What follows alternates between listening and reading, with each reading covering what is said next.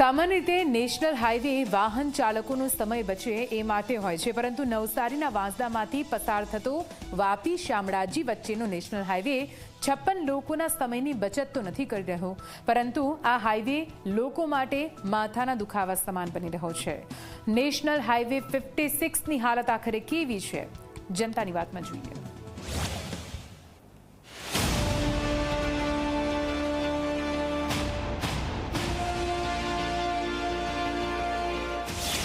ચંદ્રની સપાટી જેવા ખાડા,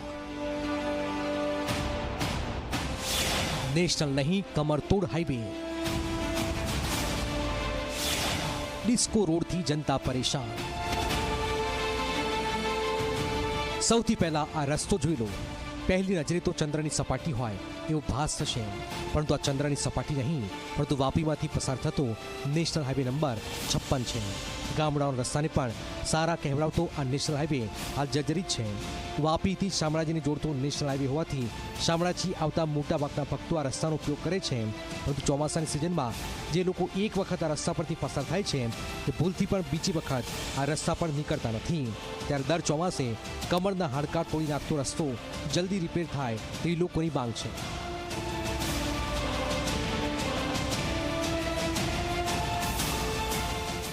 तकलीफ ऐसी होती है कि ये गाड़ी कंधे पे उठा के लेके जाना अच्छी बात है, रोड पे चलना नहीं चाहिए, इसको कंधे पे उठाना चाहिए गाड़ी को। अभी क्यों, ऐसा क्यों? खड्डे ही इतने हैं, कहाँ गाड़ी चलाएंगे?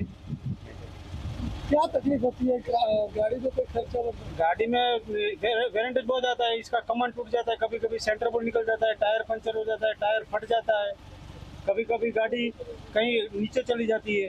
રસ્તાની એટલે કે હાઈવેની સમારકામની માંગણી ધારાસભ્ય સાથે સાંસદ ધવલ પટેલે પણ વારંવાર કરી છે અને હાઈવે ઓથોરિટીના અધિકારીને બોલાવીને આ સમસ્યાનું સમાધાન લાવવાના પ્રયાસો કર્યા છે, પરંતુ જાડી ચામડીના અધિકારીઓના પેટનું પાણી હાલતું નથી।